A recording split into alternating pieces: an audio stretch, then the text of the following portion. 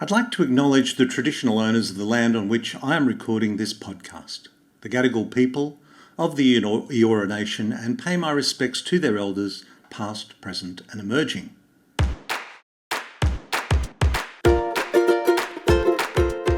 Hello and welcome to Unstressed. My name is Dr. Ron Ehrlich. Well, mental health.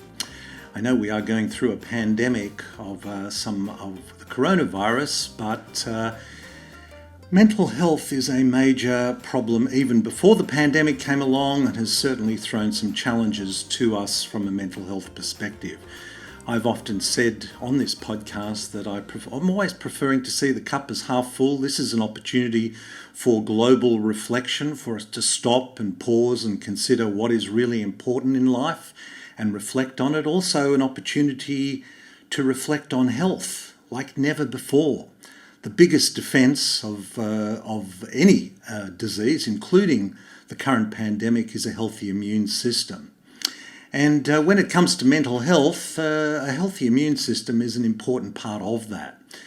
So today my guest is Consultant Psychiatrist, Dr. Sanjeev Sharma. He has an interest in General Adult Psychiatry. He specialises in psychotic illnesses, bipolar disorder, anxiety, depression, ADHD, addictive disorders, and transcultural psychiatry. As you will hear, I think you will find Sanjeev's whole philosophical approach to health and mental health as a very big part of that is a really inspiring one. He also has a master's in nutritional medicine. I think a very important thing for anybody dealing with mental health to have, and it's a theme we're going to be exploring a lot more in the coming weeks. And he regularly lectures for the Australasian College of Nutritional and Environmental Medicine. Now, I have the honour later this year in October, of emceeing a national symposium on mental well-being from the 1st to the 3rd of October, and Dr. Sanjeev Sharma is presenting at that symposium as well. I hope you enjoy this conversation I had with Dr. Sanjeev Sharma. Welcome to the show, Sanjeev. Thank you. Sanjeev, you are a psychiatrist, and but your journey is not typical for a psychiatrist. Well, not yet anyway. I think it is the way of the future. I wondered if you might just share with us your journey through medicine and how you've reached this point in your career. That's a very interesting point, Ron. All of this started, I always had a soft corner for lifestyle interventions in medicines, and usually it comes from upbringing from a Eastern world where a lot of grandmothers' recipes have been used for a lot of ailments. Okay, so I can historically recall that mom was very keen in that what kind of foods we should combine and what not, and when to eat. And so there's a Hindi word for it. It is called as Tasir. So which means that it is not good. So if you are eating a particular food, then it is also not good Tasir. It means it can have an impact on your digestions and other things. Then later on, as the things when I grew up and got married and then had my son, he was born with atopic dermatitis. Okay, and that's where I got first-hand experience as a parent about his remedies when I used homeopathy.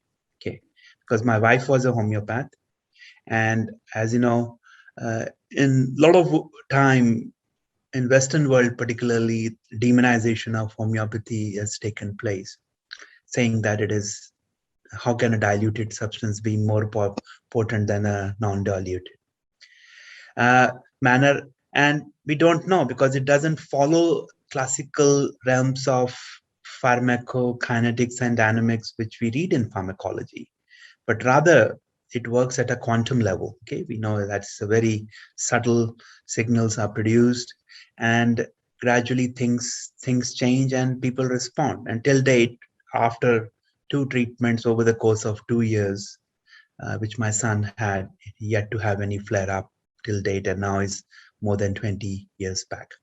Wow. Now, in the last 4 to 5 years, when I was coming through roadblocks after becoming a psychiatrist, where you see certain patients, you see that like why they are not responding, why there's a natural, like a relapse happens if there is no culprit, or what makes an individual vulnerable. So I came to know about one of the giants in neuropsychopharmacology, Dr. Stephen Stahl. So who has been practicing in the field of psychiatry would have read his books and his work. He's a psychopharmacologist, and one of his annual conferences there was discussion around vitamin D, okay, and its neuropsychiatry manifestation. Wow. Okay. Well, so hang on now. Stop, because Stephen. Say that again. Stephen Stahl. Stahl. STHAL. STHAL. Wow. L. Okay. Yeah. So vitamin D, because vitamin D should be getting a lot more, Yes. attention in this pandemic. But here Yes. we are. Yes. Go on. Yes. This. I knew I would enjoy talking to you, Sanjeev. Yes. So vitamin D and its neuropsychiatric manifestation. It was a real eye opener for me. Okay, and when I went through the literature, and then subsequently I did my own hunt that how vitamin D works. Then heard about the normal ranges. Okay, and there are a lot of confusion around it. And I think, if I'm not wrong, I think Professor, he's an endocrinologist who has worked in this area and criticized a lot of standard guidelines which was mainly designed to prevent rickets. So first of all, and then from that, I came to know that when the vitamin D is acting, there are certain cofactors which are needed. And through one of my colleague who is now retired, I came to know about micronutrients, okay, that and its role in mental health. And he used to ask people to take some vitamins or some healthy nutrients, which was obviously there because mental health patients have poor food habits. And later on, when I came across certain local practitioners, and one of my very highly regarded mentor, Dr. Igor Tebresian, I read his books and came to know the world of where we are. And then through that, I came to know about Acnum, and then the journey started. So you can see that it was like a cry, which was, I think, long awaited, possibly from my younger days, and later on with my son, and then later on where I'm now. So, and now, for our listener, Sanjeev, for our listener who may not be familiar with that acronym, ACNIM, we are talking about the Australasian College of Nutritional and Environmental Medicine, of which we are both members of. Terrific, and a terrific organisation. Yes. And I think, and when I attended some of the first, I looked into the online podcast, the webinars which was there, and then took a membership, and then subsequently attended conferences.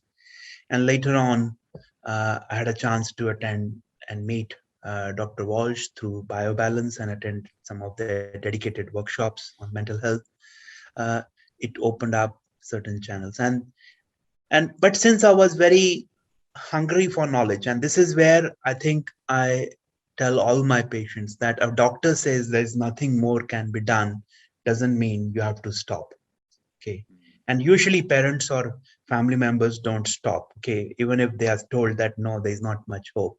And time has proven that a lot of times family members themselves have gone well beyond, and some of these holistic movements have started, and have seen amazing work done by the dedicated family members. Okay, so and then once I came to know about that there are several like holistic factors are needed in the manifestation of these psychiatric disorders, which are obviously there is no single gene which has been found, and then came to know about certain courses, about epigenetics, understanding them, then understanding about gut functionings, various tested. So overall, it's still a student and I'm journey, and I'm sure this will be a go on till end of my life. So Yeah, we will all learn. It's an interesting point, though, and I think it's worth for us, both as health practitioners, to reflect on it from a patient's perspective, because so often people are complaining of something, and pain is a good example, but they're in chronic pain and they'll have x-rays, blood tests, CAT scans, MRIs, you name it, they'll have everything, and the doctor will turn around to them and say, Mrs. Smith, Mr. Smith, there is nothing wrong with you. And whereas the practitioner, if they were really being honest, should say, Mrs. Smith, you know what? I really don't know what's wrong with you. I think we need to find out more. But of course, egos play a very big part in health practitioners' lives for various reasons. But it's so lovely to hear of you as a psychiatrist to be so open to this. And I know that you mentioned to me when we were talking recently that you try to impart on your patients this idea that it's a philosophy of life rather than a... Go on, tell us about that, because I thought that was a brilliant, that was a really important concept. And it is a very important point, Ron, because often I'm asked how long I'm supposed to take this for, because usually that's what we go. We think that there's something wrong with us. We have gone to a doctor, we have paid him a fees, and he gives us a script like a medication. And sometimes our dietary advices are also like a script. And then the next question is how long you are supposed to take it for. So this is where I think it is important for many listeners that sometimes some of these ailments have developed over the period of time, and it actually could have started at the time of the creation of an individual. So when that zygote was formed, what was the quality of the genetic vulnerabilities which was given to that individual, and then later on during the course of development in the fetus, what kind of exposures were there, particularly if there were toxins or deficiencies, then you create a lifelong challenge for that vulnerability to be there. And when it meets with certain catastrophic events, either because of their lifestyle choices like substance use or major trauma, or some infections like the way we are seeing now, or the treatments associated, then a person becomes vulnerable. So my goal is always that you have to keep it in mind that you have to change the way you eat till you are in this body, because if you are going to deviate, body is not going to be harsh on you straight away. It will tell you signals. So these signals are like itchiness, congestion, bloating, burping, constipation, tiredness. And I often quote examples, my own personal examples, and I often share that. Unfortunately, like I tell my personal story, I lost my dad in his early 30s. He died. We don't know what was the cause, but he died suddenly, and possibly it was an MI. So, which means that there is a risk factor in my family that I am prone to have an illness. Now, MI, Sanjeev, is myocardial infarction. So which means that I have to ensure that what I'm going to eat, which could prevent this from happening. So certainly, diet and lifestyle factors plays a very big role in any cardiovascular illness, including heart diseases and other illnesses as well. So when I came to Australia, there were certain foods which was introduced to myself, like which I didn't knew. So you can have sort of European cuisines and all. So I used to like croissants very much. Okay. Mm-hmm. Okay. And I've noticed, and this is only I could now date back and unlearn when I look back, and I used to have, after eating croissants, I would feel tired. Okay. And sometimes we don't even realize that we are eating a food we're tired. But now we have learned from the nutritional assessment, that's a sign of insulin resistance.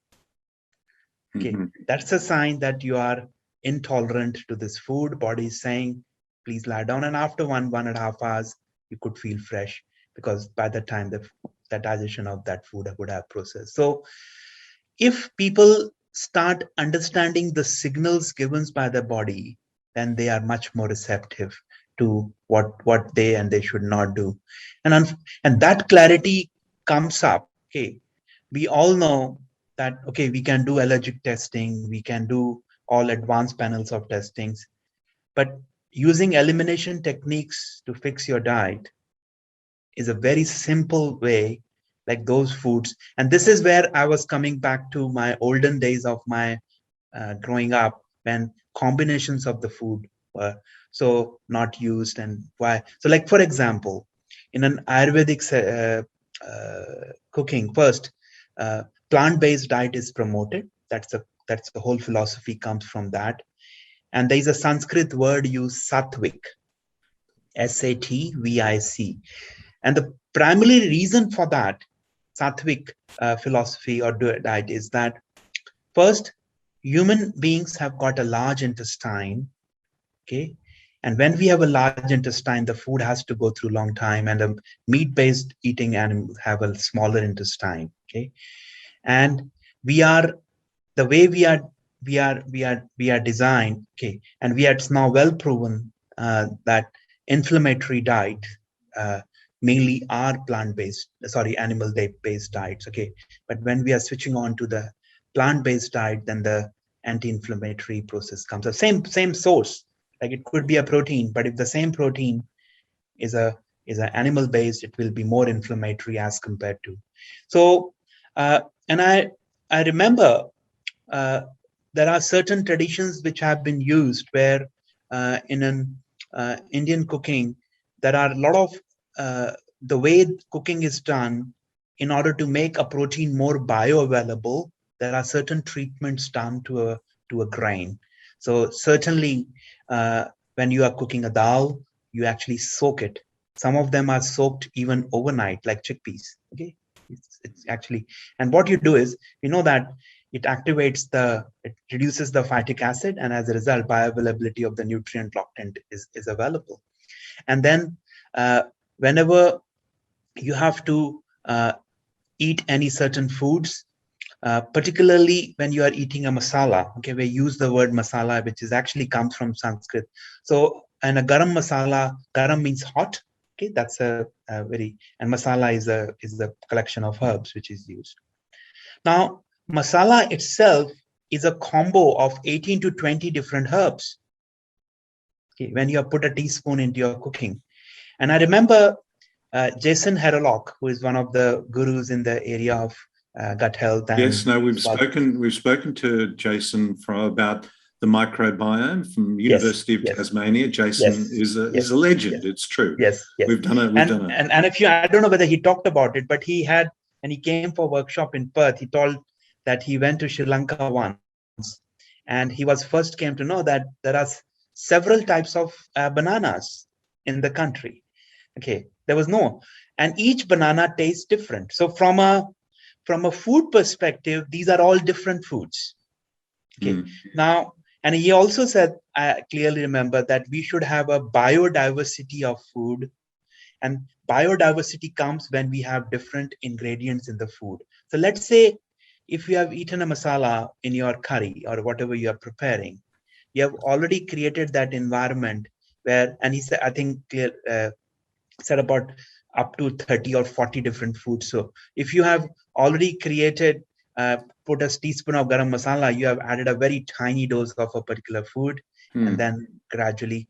So this is where I think if we come from my Eastern roots, I would say it came up that how the diversity of the food, season of the food, okay, what time to cook, how to cook, okay, and another thing, it's a higher level. What is the emotion of the person who is cooking? Okay, it is very, very considered that if you are going to, you may not damage anyone, but with your emotions, sometimes negative emotions, you can damage the environment in that food. And we talked about, and that's where the higher level of healing comes. Okay, so true definition of health just includes higher levels, which includes spiritualism as well. So these are when any kind of work or healing is done with this holism attitude, okay, it makes a hell like a huge difference. And I have seen that people have a remarkable responses. Okay,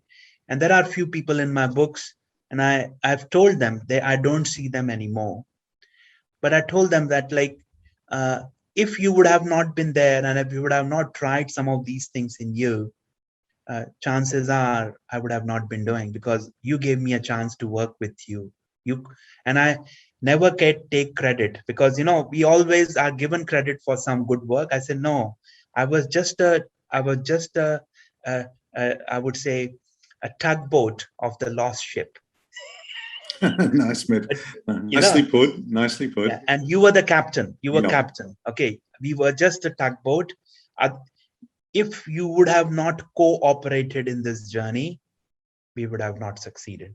Okay, it doesn't. It's not that you come in, and so this is where the food philosophy comes in. So whenever I do take a history of their diet, okay, what they eat, and ask them, do you think that they are willing to change? Because sometimes people can be a bit skeptic, which is not a problem. Okay, and as we discussed with you, like if we have very standard resource folders or resource documentaries, books and other things are there, which is a positive part in this part of the time where we are living. It resonates with some of them. Okay, and there's a very famous, I would say, interventional paradigm from addiction medicine. Brief interventions is better than doing nothing. Okay, if you see someone, okay, and say that, okay, these are your problems, okay, and you may spend, okay, this looks like this is going on, and if you don't change, chances are you are marching towards your ill health. Okay, so whenever and I saw a young man yesterday, his blood sugars were completely fine, but his insulin levels were around, I think, if I'm not wrong, early 30s. Okay, and I told him, I'm sorry to say, but you are marching towards type 2 diabetes. Okay, and this is a journey. Okay, a chronic illness, including mental health and physical health, is a dish which you need to cook. Okay, and it's a combination of factors with the vulnerable genetics and a environment where eventually one day it will precipitate. Okay, so but the important part is that if you take the journey of your well-being, you can always reverse it. Okay, and when you are taking health as an investment, okay, from an economic point of view, okay, and take an insurance where you take dietary investments, because that's an investment, sometimes supplements of including, you are taking an insurance premium, and importance of insurance only comes when you have to claim it. Prior to that, it's a liability. Okay, and I've say often talk about that. Okay, an average Australian earns about $20 to $25 an hour. Okay, that's an average salary. But if you realize importance that yes, this is going to be helpful for me, I'm reasonably confident you will find the ways to fund it. Okay, and if out of 8 hours of your work or 7 hours of your work, if 1 hour of your salary goes towards your health, okay, and rest of it for anything else, chances are you will be able to do it, because nobody is going to come and teach you. Okay. So I think we all personally think that working in the area of integrated health should be spending that much time with the families. And I always invite, if there is a family members, to come along with the person, to either give me a collateral history or they listen as well what I'm saying. And often can happen that some brief suggestions are given to them as well. Like, for example, a mother comes, okay, for herself, and the child has a similar problem, okay, and often see ADHD in that area where child has been investigated, mother comes for their treatment, and I tell that, okay, this is thing sometimes may not be spoken about, but just read the work of Dr. James Greenblatt and read book Finally Focused. He's a child psychiatrist, and how holism. And I think I'm looking forward for Dr. Routledge's talk, because she has been a very big proponent of holistic strategies in ADHD. So.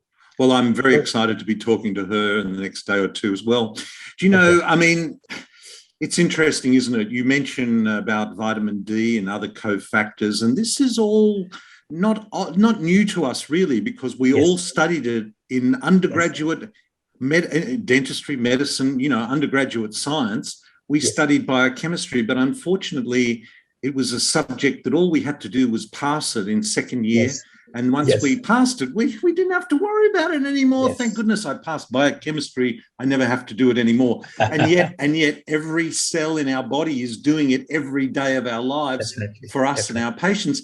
The other thing that I thought was great when I spoke to you the other day, and I wanted you to share this with us as well, that any disease is a mitochondrial dysfunction. What did you mean by that? But I think you better give us, remembering this is not a medical audience, give us a mitochondria 101 and tell us why mitochondrial dysfunction is central to so much disease. Like those who are listening, like I'm sure a lot of you would have heard about mitochondria. So mitochondria is, from the evolutionary perspective, is not part of us. Okay, it's a bacteria which has come inside, and it's like a refugee who came and he has been given a citizenship, okay, to the country. So, and he promises that till end of our life, he's going to work and help us, okay, by giving us vibrancy. So what happens is that, and we all know that we talk about fuel efficient vehicles, okay. Nowadays, we want fuel efficient, like fuels are available, okay, when you go to a filling station, now batteries and cars and everything are coming up. Now, in order to have a very fuel efficient body, okay, or a healthy body, we need a fuel efficient mitochondria, which means that our powerhouse of our engine should be robust enough that it can function. So, as you know, when we go for our servicing of our car, okay, we are given a certain mileage that after that we should go back to servicing. That doesn't mean that after a single kilometer after that it will stop working. But if we don't keep a watch, then gradually over the period of time, one day we will be stuck on the middle of the road and we have to call. So whenever we are struggling with our health, okay, usually it's the mitochondria which eventually bears the brunt, okay, because it has to sustain you, okay, for your health and your life. Now, through this journey of my reading and of my various training programs I've undergone, I came to know that we generate equivalent to our weight of energy every day. So like if you have 50 kilos, 60, 70, we generate 70 kilos of energy every day. And that can only happen if we have a healthy mitochondria. So, and a lot of medications which we do use have got impact on our mitochondrial functioning. And a classic example is statins. Okay, when we take statins, and why standard guidelines do not recommend to take certain cofactors when people are required to take statins, that I don't know, but we all know that it has an impact on coenzyme Q10, which is one of the I would say intermediary role in proper functioning of mitochondria. So what happens is that when we make our changes in our lifestyle choices, which means that we add bad foods or we have uh, uh, lack of stress, and then certain environmental factors, which includes exposures to toxins like heavy metals, okay, which can be from birth or which can be over the course of time. All of this can have an impact on the mitochondria. So gradually, what happens is that mitochondria start to struggle, and then gradually it can start to burst, like which means burst means that inefficiency, and when it is inefficient, then it cannot clear the toxins out of your body, and when it cannot clear the toxins of your body, and as a result we suffer, and that give rise to birth of our autoimmune diseases. So, and if we start reverting back, okay, look into the various, so when we take our car to the mechanic, it looks into and tells us what are the needs to be fixing. And so when we are trying to fix the mitochondria, we are trying to fix the core process through which it operates. Okay. So let's give an example to the viewers, okay, that in a cancer cell, okay, is like the car which has never been serviced, okay, and it is a very cancer cell, majority of them are very energy hungry glucose with an inefficient that, or there is no what we call as a Krebs cycle pathway. It only survives on a glycolytic pathway. This is just a terminology, which means that it uses a lot of glucose to serve us. And it's an alkaline environment is detrimental to survival of a cancer cell. Okay. And this was the statement given by Otto Berg in 1931, a Nobel laureate, okay, who was a big proponent of this. So when we are making changes to our dietary choices, where we are cleaning the diet and introducing healthy fats, okay, into our system, we create an environment where we promote the health of our mitochondria. So a lot of you would have heard that, okay, in order to prevent a heart disease or something, or diabetes, you should use fish oil. And I'm sure a lot of you are buying fish oil. So what actually fish oil is doing? So fish oil is basically like healthy layers of the outer ring of the mitochondria. We call it as phospholipids. Okay, it's like insulating the house. Okay, so once we have a healthy or good quality insulation, then it won't leak. Okay. So this is where the dietary factors plays a role. And then when you get rid of the culprits, okay, which are the dietary choices, and then removing the toxins from our body, and the chances are we retrieve the health of this struggling mitochondria. Now, as we talked about that when we are how we can generally improve mitochondria, okay, health, and this is something I have been practicing, and I'm sure some of you would have heard about intermittent fasting. Okay, so what happens is that when we start fasting beyond 14 hours, okay, the internal mechanism kicks in. It's like a pyrolytic system in an oven. Okay, it kicks in and it just cleans up the dirt, and including those mitochondria which are, or the cells, or including the mitochondria which are damaged, are cleared out of our immune system, and it leads to health. So, and if we all know, if we clear the cobwebs or clean the house every day, chances are there will be no dirt in the house. So that's why fasting is very much recommended and should be part of our life. And this is when we do fasting, what we are doing is we are trying to retrieve mitochondria. Okay, and diet plays a very important role in that. Now, poor brain is very vulnerable. Okay, let's say Mother Nature gives a lot of number of cleaners to the particular cells. Okay, now the amount of mitochondria given to the brain cells is much less than as compared to kidneys or heart or lungs and other body parts. Okay, and so as a result, when whenever there is a brain insult, it is even more important that we need to take care of the mitochondria, because chances are we have got less number of soldiers or the peoples to work for us. And this is where we degenerative disorders exponentially can like go downhill. A person can go downhill if the care is not given. And usually the trajectory in a classical case could be anywhere between few months to sometimes it can be few years, but never that it goes on beyond a decade. Okay, 7-8 years, once a person is diagnosed, they usually die. Okay, and it's not a good death in that way, because you see them suffering. Okay, so if you want to take your charge of your health, chances are start looking into the health of these soldiers, because if you take care of them, chances are they will always give you back.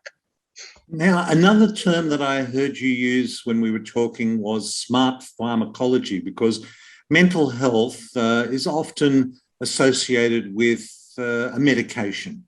It's the go-to, if someone walks into a practice, with depression or anxiety, often they will leave the practice with a prescription, a medication of some sort.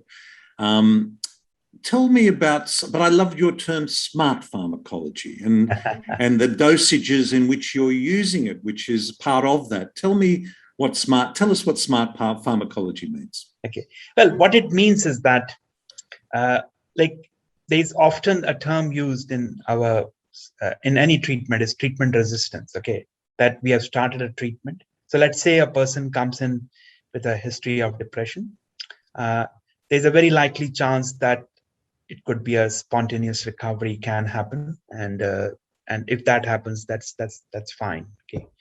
Now there's a subgroup when they are depressed. If they are given a medication, like 33%, about 33% will improve by the single interventions, and then you have to add another medications. So majority of the medications in the psychotropics, if we call them in broad, like both antidepressants, mood stabilizers, are first, they are reuptake inhibitors. So what happens is that there are theories around that people with depression could have low amount of serotonin or low amount of dopamine, or these are the neurotransmitters which are there, or lacking GABA. So when we use the word some smart pharmacology, what I mean is that whenever a person is taking a medication, usually it results in preventing the uptake of that neurochemical.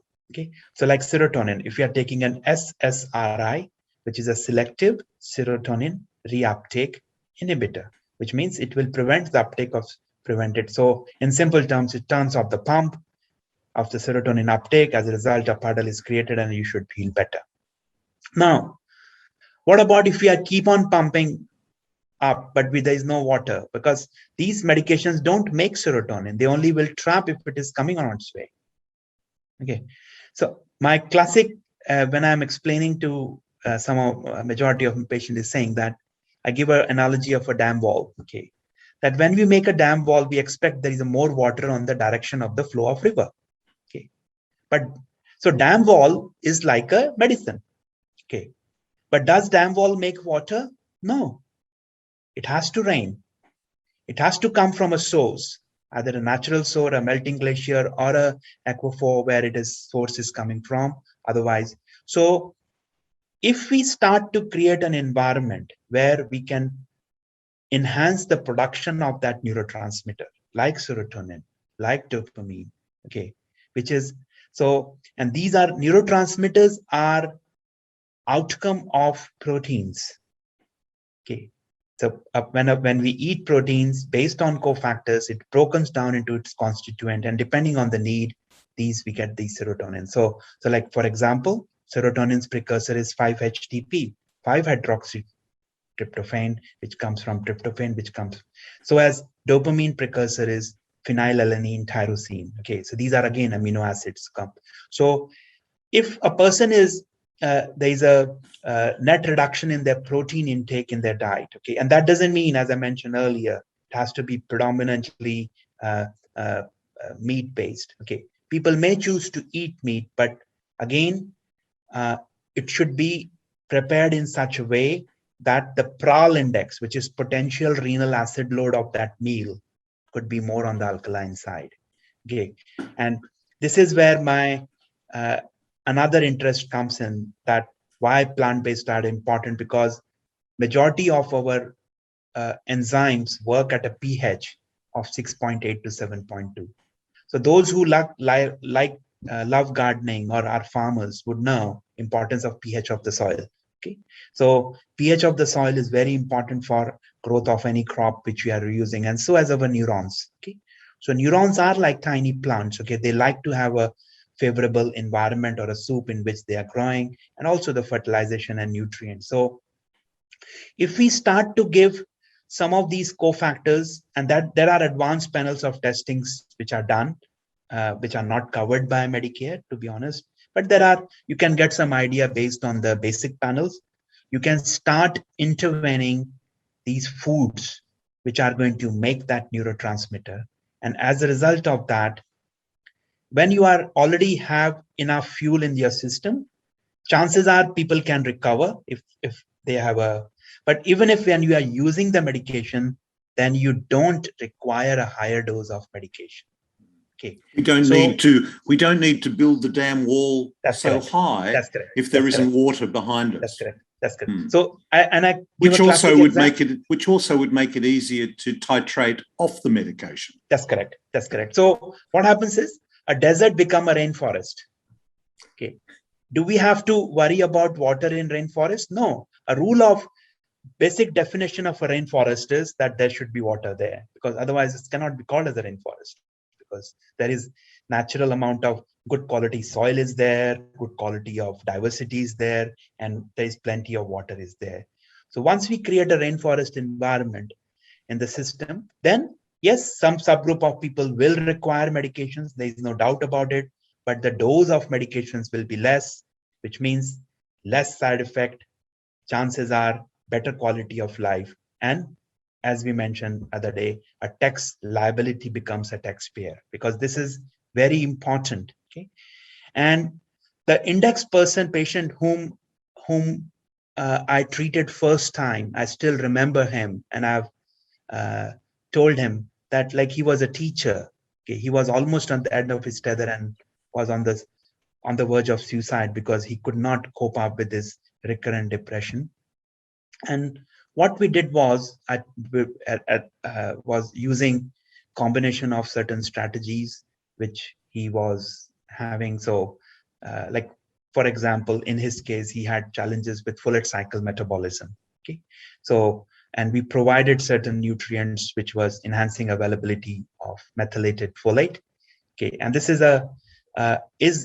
suggested in Dr. Stahl's work. Like those who have been in the field of medicine knows that, in psychiatry knows that Dr. Stahl has recommended using some of these high dose nutraceuticals in the ailments of the mental health. High dose nutraceuticals refer to high dose vitamins or minerals. Yes. Yeah. And it has been used, and when we use that, and I could see that within span of weeks, this person starts to feel better. So when we are using some of these advanced panels of testings, yes, there's a cost attached to them, and I don't do that all the time. My role is always to start with the basic panels, explaining them and tell them that, okay, in next few months we will use some amount of dollars towards your testing, and then whatever the outcome of reports or results are, we will use that towards interventions. But primary focus has to be on the diet, because nobody likes to pop in pills. Okay, and it's not, what's the life going to be if we are given shakes and just pills and injections? No, That's not a Well, lie. well, Sanjeev, it sounds to me like perhaps the term, rather than smart pharmacology, is smart user of pharmacology, Yes. interposing that word there, practitioner, smart practitioner's use of pharmacology. Listen, we're both part of an upcoming symposium on mental health, which is going to be across Australia from the 1st to the 3rd of October 2021. And it's on mental health for both patient and practitioner. Firstly, I wanted to ask you, how big a problem do you think mental health is for health practitioners? Well, it is well known that we bear the brunt of the majority of the major crises. Now, I clearly remember speaking with few of my friends in India, because when the COVID hit earlier this year, and even last year when there was lockdowns, that we always have a tendency, take the people to the hospital, but there is somebody, it's not a robots who are going to take over their care over there. There are human beings.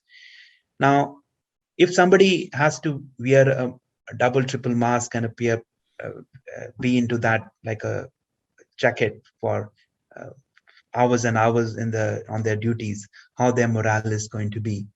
And there have been a lot of reports that, first of all, doctors do not, it's well known, they don't take care of themselves, or sometimes they're ignorant of their health. And it is among several professions, like doctors do have a high rate of suicide as well. So it is very important that, if we have some colleagues or other parts of the world or wherever, a simple message, how are you, can make a big difference, can make a big difference. And if I go back, there was studies done in people, some who are presenting in EDs, and they send a postcard note stating that you came on this and this date, you were in crisis, how are you, I hope you are doing well. That itself prevented presentation. So sometimes these simple things are important, and usually I would suggest that talk to your peers. If you are under distress, don't suffocate yourself, because often when people are getting suffocated, they can deviate towards addictions. And I've seen it many times that it can start with alcoholism or or prescription medications, then it can lead to hard drugs. And also, and do not shy away of saying that I'm not coping well, and possibly speaking with your primary health worker and then start the journey. Because we are all, at the first end of the day, we are all also human beings. We have emotions, and we should not be taking it lightly. But on the most important part, do not take your health for guarantee, because it's well known that doctors do not sometimes take care of their health. And get yourself checked regularly. And it is very important that once your health is better, then chances are you will be able to serve others in a best possible way. Well, I think the symposium is going to offer an opportunity for us to collectively share that experience and make people appreciate that they are not on their own, and that there are so many strategies that are available to them as practitioners as well as their patients. Sanjeev, thank you so much today for joining us. There's so much that you've said that has been so thought-provoking, and to hear it coming from a psychiatrist, a specialist psychiatrist, consultant psychiatrist like yourself is truly inspiring. Thank you so much for your time. Thank you. Thank you, Ron. Well, I think it's so inspiring to introduce you to integrative medical practitioners. Perhaps many of the people listening to this are already engaging with practitioners, or perhaps for some people it's a whole new concept because your doctor or your specialist really just orders tests or schedules medication or a procedure or something like that. But I think the idea that there is an integrative approach that patients are such an important part of the healing journey. I mean, if you're outsourcing your health, if that's how you approach your health, if the only thing you know about your doctor, about your health, is your doctor's phone number, well, you wouldn't be listening to this podcast, let's face it. But a lot of people do. A lot of people, the only thing they know about health is their doctor's phone number. And they go and see their doctor for a 5, 10 or 15-minute consultation. And if they don't walk out with a prescription, they don't feel their doctor has done their job. Well, there is so much more to healthcare. There is so much more to medicine. Having said that, if that is the sort of patient that there is, well, there is a whole industry, and there are literally thousands, if not tens of thousands, of medical practitioners waiting to embrace you with open arms. It's interesting because we did a podcast with Dr. Martin Whiteley recently, who wrote this wonderful book, Overprescribing Madness. And we explored the whole prescription of psychotropic drugs that Sanjeev was alluding to. But also it's worth mentioning that every health practitioner, studied biochemistry, and I wish biochemistry had been taught. I don't know whether it has changed now. I don't think it has. But if biochemistry was taught with nutrition, it would be just an amazingly fascinating subject. Similarly, histology, the study of cells, and physiology, the study of how the body works, if that was all taught along with nutrition and disease, it would be a wonderful thing. But it's not. It's taught as a subject that you have to pass. And once you pass, you can then get on with the real work of learning about pharmacology and doing all sorts of interventionalist techniques. So I thought it was terrific that Sanjeev shared those insights with us, and I loved his metaphors.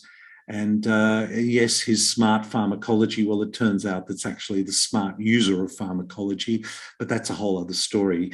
There is this health symposium coming up, mental health symposium, which I have the pleasure of emceeing from the 1st to the 3rd of October, on mental health for the public and for health practitioners. It is for health practitioners, but its focus is on mental health for both the public and practitioners. It's a very big problem for health practitioners. Look, I hope this finds you well. Until next time, this is Dr. Ron Ehrlich. This podcast provides general information and discussion about medicine, health, and related subjects. The content is not intended and should not be construed as medical advice or as a substitute for care by a qualified medical practitioner. If you or any other person has a medical concern, he or she should consult with an appropriately qualified medical practitioner. Guests who speak in this podcast express their own opinions, experiences, and conclusions.